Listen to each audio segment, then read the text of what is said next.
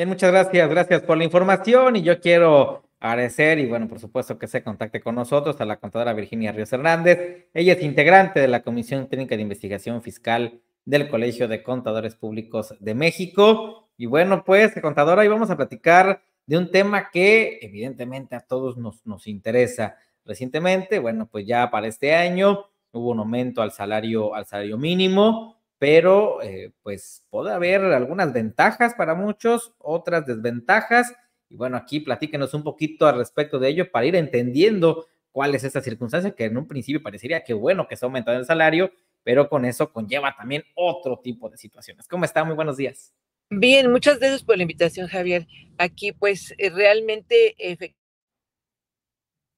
efectivamente, el salario mínimo se incrementó de manera considerable para 2024 y esto tiene sus ventajas para quienes ganan salario mínimo, pero también tiene algunos peros. Es decir, el problema es que no ha habido una regulación fiscal, una regulación modificando la ley del impuesto de la renta, donde la ley del impuesto de la renta señala que quienes únicamente perciban en el mes un salario mínimo, no se les retendrá el impuesto de la renta.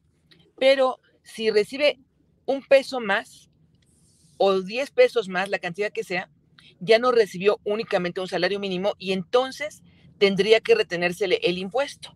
Y por lo tanto, le saldría un impuesto mayor, bueno, un impuesto alto, que su neto sería menos que el salario mínimo. Entonces, esto es una desventaja porque ya no digamos que le paguen algún premio, alguna compensación, olvidémonos de eso. Tan solo en diciembre el aguinaldo que va a recibir el trabajador, que por lo menos deben ser 15 días de su salario, que es el salario mínimo, va a resultar grabado en una parte, porque el importe exento son 30 UMAS y 30 UMAS es menor que los 15 días de salario mínimo, por lo tanto, una parte estaría grabada. Y entonces ya tendría más ingreso que el salario mínimo en el mes y le tiene que descontar el impuesto y su neto sería menos del salario mínimo. No ocurre así con el Seguro Social.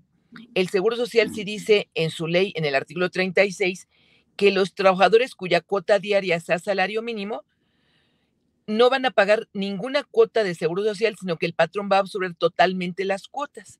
Esto está muy bien en Seguro Social, pero no en impuesto de la renta. Sí, claro, y que aquí como dice, hace falta pues que haga una regulación y a lo mejor muchos lo ven como que, qué bonito, qué padre, pero pues también, y otros lo saludan con bandera, pero vienen implicaciones si no se hace una reforma general a todo ello y no se va aterrizando y homologando a todas las condiciones, porque si bien quitaron de las multas y sanciones al salario mínimo como una medida para todo ello, la cambiaron a UMAS, pues todavía hay implicaciones para el propio trabajador que hoy no nada más tiene que ver por un salario mínimo, sino tiene que encontrar 2 o 3 empleos para poder subsanar su canasta básica. Sí, y el problema también, exactamente, qué bueno que comente ese punto, porque si el trabajador tiene dos empleos y en los dos empleos gana salario mínimo, no le van a descontar impuesto a la renta ninguno. Pero él tiene que presentar su declaración anual porque recibe dos ingresos y ya la suma de esos dos ingresos le causa un impuesto mucho más alto y va a tener que pagar en su declaración anual por lo menos el importe del impuesto de la renta que corresponde. Entonces, sí tienen algunos trabajadores la necesidad de buscar otro ingreso y pues esto no lo conocen, no conocen estas obligaciones fiscales que deben cumplir. Sí, claro, y que en ocasiones viene con otro problema aparejado. A mí en lo particular me pasó, de repente yo dije, mira, sí, tengo 2 empleos, me dieron de alta, qué padre, qué bonito, y de repente, pues yo desconocía eso y me llegó una sanción que dije, ay Dios, ya no sé si fue bueno o fue malo encontrar otro sustento porque no había manera. Sí, al final es bueno, pero si estuvieran informados los trabajadores, porque si no, el pago de los recargos, la actualización, la multa, pues ya se comió el ingreso realmente. Sí. Claro. Y aquí, contadora, ¿cuál sería esa recomendación? Porque evidentemente muchos trabajadores están en este supuesto donde tienen que encontrar, insisto, 2 o 3 trabajos para poder subsanar sus necesidades básicas y con el tema de la formalidad, que sabemos que también muchas empresas lo han estado haciendo, pues aquí, ¿cuál sería esa parte, esa recomendación al trabajador, a los empresarios? Porque si no caemos también en un asunto informal. Sí, así es.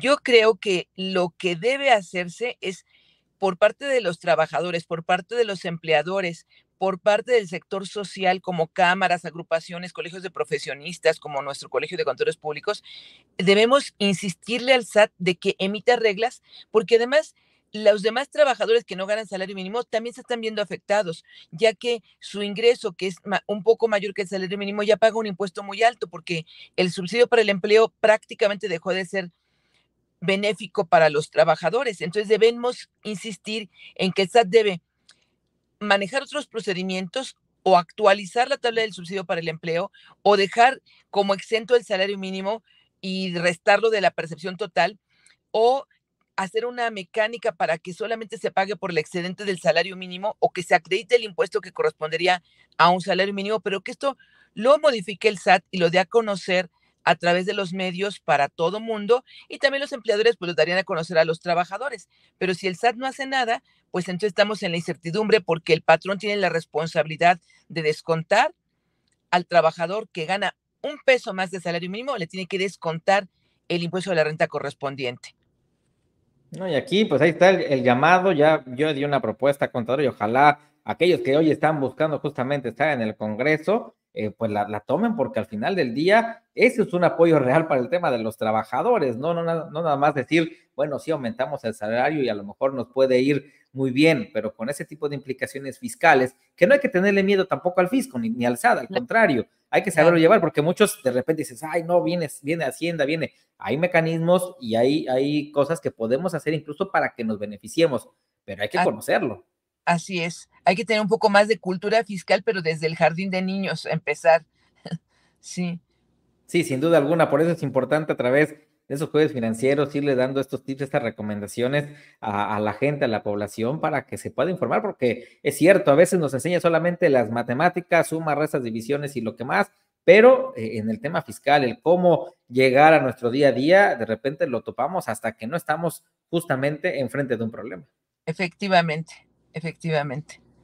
Muy bien, contadora, pues como siempre, yo agradezco que esté con nosotros, que nos dé estas recomendaciones, estos tips importantes y saber que la gente se puede informar a través justamente del Colegio de Contadores Públicos de México, por si tiene estas dudas y específicamente, pues que puedan ir acercándose con algún contador de su confianza. Con mucho gusto. Muchísimas gracias por la invitación nuevamente.